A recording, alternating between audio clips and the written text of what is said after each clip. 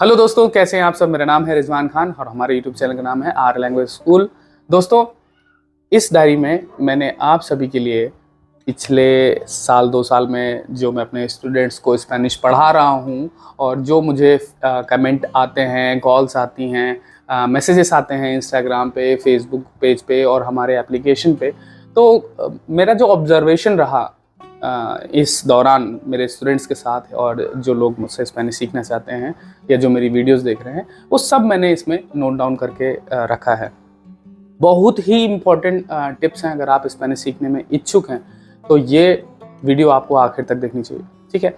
अगर आप मेरे चैनल पर नए हैं तो चैनल सब्सक्राइब कर लीजिए और वीडियो को लाइक ज़रूर करिएगा, क्योंकि मैं आप सभी के लिए हिंदी माध्यम से स्पेनिश सीखने के टिप्स, तरीके और अपने कोर्सेज़ के और जॉब से रिलेटेड नए नए अपडेट्स समय के साथ साथ देता रहता हूँ, ठीक है। तो जो लोग मेरी ऑनलाइन क्लासेस ज्वाइन करना चाहते हैं, हर महीने 20 तारीख को मेरे एप्लीकेशन आर लैंग्वेज स्कूल पर कोर्सेज लॉन्च हो जाते हैं और 1 तारीख से क्लासेस शुरू हो जाती हैं। आप एकदम ज़ीरो से शुरुआत करते हुए B1 लेवल तक क्लासेस ज्वाइन कर सकते हैं। मेरे एप्लीकेशन का लिंक आपको नीचे डिस्क्रिप्शन पे मिल जाएगा और उस एप्लीकेशन पे आप मुझे मैसेज करके कोई भी सवाल जो आपके जहन में हो, आप लाइव डायरेक्टली मुझसे मैसेज करके आप पूछ सकते हैं, ठीक है। तो चलिए दोस्तों, इस वीडियो को शुरू करते हैं।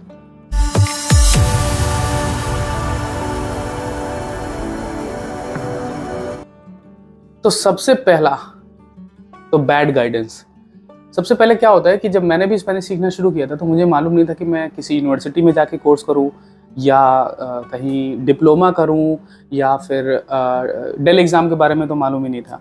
तो धीरे धीरे ये सारी चीज़ें पता चली कि मुझे फोकस करना चाहिए डेल एग्ज़ाम पे, क्योंकि यूनिवर्सिटी में कोर्स करने जाओगे साल, 2 साल, 1.5 साल, 3 साल लगेगा, पैसा भी बता खर्चा होगा और ज़रूरी नहीं कि वहाँ पे पॉजिटिव कुछ रिजल्ट आए। डेली एग्ज़ाम क्या होता है कि एक पर्टिकुलर आपको सिलेबस दिया जाता है, आपकी किताबें होती हैं, आपका चारों सेक्शन होते हैं, लिखना, सुनना, पढ़ना, बोलना, सब पे आपको टारगेट करना होता है। और ये एग्ज़ाम साल में 4-5 बार होता है।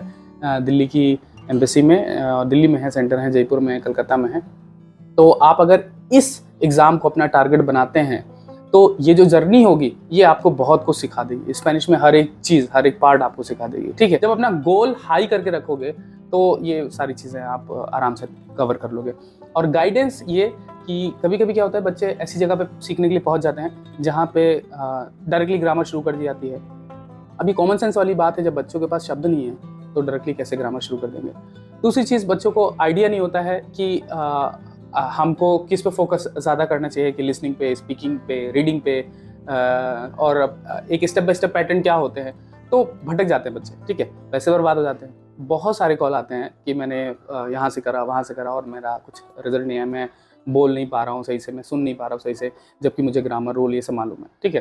तो शब्द नहीं होते या फिर लिसनिंग प्रैक्टिस नहीं कराई जाती, नेटिव स्पीकर से इंटरेक्शन नहीं कराए जाते, तो फिर थोड़ा गाइडेंस की समस्या तो है। नंबर 2, अब चलो गाइडेंस मिल भी गई, ठीक है, लेकिन आप लोग रीडिंग ही नहीं करते हो। जब रीडिंग नहीं करोगे, रीडिंग इतना इंपॉर्टेंट पार्ट होता है स्पेनिश सीखने के लिए। एक तो सेंटेंस स्ट्रक्चर पता चलता है, नए नए शब्द पता चलते हैं। जो आपने स्पेनिश सीखी वो आप जब रीडिंग करते हो तो उसमें सेंटेंस के तौर पे जब देखते हो तो आपको पता लगता है, अच्छा ये चीज़ ऐसे यूज़ होती है, ठीक है। तो रीडिंग बहुत इंपॉर्टेंट है। और जब आप डेली एग्जामिनेशन देते हो, मान लो आपका ऑडियो पार्ट चल रहा है, लेकिन उसमें भी रीडिंग का इतना महत्व है कि ऑडियो चल रही है, आपके सामने क्वेश्चन लिखा है, उसको मीनवाइल पढ़ना भी है, ऑडियो भी सुननी है और तीसरा आपको सेलेक्ट करना है कि ये सही है या गलत। तो आपको रीडिंग, मतलब अगर रीडिंग नहीं करते तो भूल जाओगे आप स्पेनिश सीख सकते हो। तो रीडिंग बहुत ज़्यादा इंपॉर्टेंट है, ठीक है। दूसरी चीज़ है, डेली कम से कम 30 मिनट तो रीडिंग करनी चाहिए, डेली, ठीक है। अगर नहीं करते हो अपने आप को धोखा दे रहे हो, बाकी पैसा, समय जहाँ भी जिस इंस्टीट्यूट में बर्बाद कर रहे हो, तो वो तो फिर अलग की बात है। दूसरा है, होमवर्क टाइम से नहीं करना। देखिए क्या होता है ना, स्पेनिश सीखने का एक पर्टिकुलर गोल रखो। ना सिर्फ स्पेनिश सीखने का, बल्कि जो भी आपका स्पेनिश में या किसी भी कॉम्पिटिटिव एग्जाम की तैयारी करते हो तो एक गोल रखो। अब जैसे मान लो स्पेनिश को कहो कि भाई 2 साल मुझे स्पेनिश को देना है, 2 साल में सीख गए तो सीख गए, वरना इस पर टाइम वेस्ट करने की जरूरत नहीं है, ठीक है। नॉर्मली स्टूडेंट्स अगर लगातार मन से पढ़ाई करते हैं तो 1 साल के अंदर अंदर ये लैंग्वेज सीख जाते हैं, ठीक है। तो आप तभी कर पाओगे जब होमवर्क टाइम पे करोगे। अब मैं मेरे साथ भी होता है कि मैं क्लास में हूँ, हाँ याद हो गया, अरे नहीं सर नहीं हो पाया। अगर आप अपने समय की कदर नहीं करोगे तो दूसरा क्यों कदर करेगा, ठीक है। तो आपकी लाइफ, आपका करियर और आपके जो भी गोल्स हैं स्पेनिश सीखने के लिए, तो अगर उस पर आप फोकस नहीं कर रहे तो दूसरा थोड़ी आएगा आपके लिए, ठीक है। तो प्लीज़ होमवर्क टाइम से करिए। अगर आप होमवर्क टाइम से नहीं करते, मत सीखो स्पेनिश, कोई ज़रूरी नहीं, कुछ भी दूसरा करियर ढूंढ लो, ठीक है। तीसरा, रिविजन न करना। आगे पढ़ते जा रहे हैं, पीछे भूलते जा रहे हैं, कुल मिला के वहीं अटके हुए हैं, ठीक है। फिर कहेंगे सर इतने टाइम से सीख रहे हैं, कुछ हो नहीं पा रहा। तो आगे पढ़ने के साथ साथ पिछला रिवीजन भी रखो। कल जो पढ़ा उसको आज रिवीजन करो। हफ्ते में एक दिन ऐसा रखो जिसमें आपने जो पूरे हफ्ते जो भी पढ़ा है उसको रिवाइज करो। और फिर महीने में एक ऐसा भी दिन होना चाहिए जिसमें इस महीने प्रीवियस जो भी आपने सीखा है उसको याद रखो। दूसरी चीज़, रिवीजन के साथ साथ ये भी होता है कि जैसे मान लो कि आप लिख लिख के याद नहीं करते हो, आप कहते हैं वोकैब नहीं याद हो रही। जब वोकैब पे टाइम ही नहीं स्पेंड करोगे तो कैसे कर पाओगे। अब जैसे मैं वीडियोस बनाता था आपके लिए, तो पहले स्क्रिप्ट इंटरनेट से ढूंढा, फिर उसके बाद कॉपी में नोट डाउन किया, फिर उसको याद किया, फिर कैमरे के सामने प्रैक्टिस किया, फिर एडिटिंग करी, फिर पोस्ट किया। तो कम से कम एक एक शब्द के लिए मैंने 6-6 बार अभ्यास किया, ठीक है। आप अपने आप से पूछो कि एक वोकैब को याद करने के लिए आप कितना अभ्यास करते हो, ठीक है। दूसरी चीज़, डर होता है। मेरे पास कई ऐसे स्टूडेंट हैं, उनकी सक्सेस स्टोरी आप बहुत जल्द देखेंगे। इंग्लिश नहीं आती तो कहते कि हम स्पेनिश सीख ही नहीं सकते, या फिर को समझ में नहीं आ रहा, या फिर इसको फिजिक्स बना लिया है, ठीक है। यार देखो क्या आता है स्पेनिश भाषा में, 70% या 80% चीज़ें आपको रूल के मन मुताबिक मिल जाएंगी, लेकिन 20% ऐसी भी चीज़ होंगी जो आपको रटना पड़ेगा, या फिर समय के साथ साथ वो आ जाएंगी, ठीक है। तो डर से कोई कुछ होने वाला नहीं है। मेरा भी हिंदी माध्यम से, मैंने भी हिंदी माध्यम से सीखी, और आज सिखा भी रहा हूँ। मेरे स्टूडेंट्स भी सीख रहे हैं हिंदी माध्यम से, अंग्रेजी नहीं आती लेकिन फिर भी स्पेनिश अच्छी बोल रहे हैं, ठीक है। फिर अगला है find a way to practice. तरीका ढूंढो प्रैक्टिस करने का।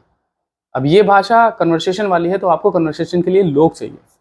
आप उस दौर में रह रहे हो जब इंटरनेट है, तो इंटरनेट में आप इंस्टाग्राम, फेसबुक, हेलो टॉक, कई ऐसे एप्लीकेशन उनका इस्तेमाल करो। जैसे मेरे स्टूडेंट अगर ये वीडियो देख रहे हैं तो मेरे आपकी क्लास में कुछ लोगों से ये झिझक, शर्म, हया ये सब हटाओ, ठीक है। तो आप वहाँ पे उनसे प्रैक्टिस करो आपस में। अगर आप आपस में प्रैक्टिस नहीं करो तो कैसे हो सकता है। 10 वोकैब आप दूसरे की सुनो, दूसरा आपकी सुने वोकैब, ठीक है। तो इस तरह से आप अभ्यास करो, एक दूसरे के साथ प्रैक्टिस करो, ठीक है। कई ऐसे फोरम्स हैं, टेलीग्राम ग्रुप हैं, उनको ज्वाइन करो, वहाँ पे लोगों को ढूंढो और आपस में प्रैक्टिस करो, ठीक है। बहुत लोग हैं एक दूसरे के साथ प्रैक्टिस करने के लिए आपके बैठे हैं, और ज़रूरी नहीं कि एकदम से मिल जाए। अभ्यास करते रहो, लोगों को ढूंढने की कोशिश करो। इंस्टाग्राम के थ्रू बहुत सारे लोग मिल जाएंगे, ठीक है। फिर अगला है हाँ, कोई भी इंस्टीट्यूट हो घोल के नहीं पिलाता ये ध्यान रखो कि जैसे आपको लगता है कि ये इंस्टीट्यूट ज्वाइन कर लिया, अब हम चाहे होमवर्क टाइम से ना करें, अब हम चाहे वोकैब मेमोराइज ना करें, अब हम चाहे रिवीजन ना करें, हमको तो आ जाएगी स्पेनिश। ऐसा कुछ भी नहीं है। गिटार खरीदोगे तो गिटार से संगीत निकालने के लिए आपको उंगलियां जलानी पड़ेंगी, दर्द होगा इसमें। जिम ज्वाइन करोगे तो आपको वहाँ पे मेहनत करनी पड़ेगी, अदरवाइज बॉडी नहीं बनेगी। तो ये प्योर हार्डवर्क है, आपको पीछे नहीं हटना चाहिए, आपको लगातार अभ्यास करना चाहिए, मेहनत करनी चाहिए, तब जाके आप ये स्पेनिश भाषा सही से सीख पाएंगे। और इंस्टीट्यूट या कोई भी टीचर आपको दिशा दिखा सकता है, ये नहीं कि आपको वहाँ लेके जाए हाथ पकड़ के, कोई भी लाइफ में, ठीक है। तो उनका योगदान बस मुश्किल से 20-30% ही होता है, बाकी आपको मेहनत करनी है। वो 1 घंटे की क्लास कर रहे हैं तो आपको कम से कम 2 से 3 घंटे पढ़ना चाहिए। अगर आपको लगता है कि मेरी स्पेनिश में ये समस्या है तो ये समझ लो कि आप जो आप अभी 2 घंटा दे रहे हो उसका डबल आवर आप सीखो, ठीक है। तो मतलब कुछ टाइम तो कभी कभी तो ऐसा होता है कि बच्चे झूठ भी बोलते हैं। अच्छा, लेसन नंबर 3 याद हो गया, वो वोकैब सारी याद हो गया? हाँ सर याद हो गए, है ना। अब जैसे क्लास मान लो मेरी संडे को हो रही है, ठीक है। तो मैं बोल रहा हूँ कि भाई तुम Monday, Tuesday, Wednesday, Thursday, Friday सब दिन प्रैक्टिस करो। ज़रूरी नहीं कि जिस दिन क्लास हो आप उसके 1 ही 2 दिन मेहनत करो। याद हो गया? अरे हाँ सर आज खोलते हैं। अरे कईयों को तो होमवर्क नहीं पता होता है और पूछते भी नहीं है। तो ये सब सारी टिप्स आपको ध्यान रखनी चाहिए। और जो भी अगर मेरी तरफ से कोई हेल्प चाहिए तो आप मेरी ऑनलाइन क्लासेस ज्वाइन कर सकते हैं। मेरे साथ में नेटिव स्पीकर भी हैं और मेरे प्रीवियस स्टूडेंट्स भी हैं। इन सब के साथ हम लोग क्लासेस करते हैं और एक माहौल तैयार करते हैं घर बैठ के स्पेनिश सीखने का। आप ये भाषा घर बैठ के सीख सकते हैं, इसका डेली एग्ज़ाम का एग्ज़ाम भी पास कर सकते हैं। और जो भी आपका मोटिव हो स्पेनिश सीखने का, करियर का, या फिर आप शौकिया सीखना चाहते हैं या फिर आप विदेशों में जाके जॉब करना चाहते हैं तो बिल्कुल आप कर सकते हैं। तो दोस्तों इस वीडियो को देखने के लिए बहुत बहुत शुक्रिया। मिलते हैं आपसे अगली वीडियो में, तब तक के लिए अदियोस, कुइदाते मुचो, बाय।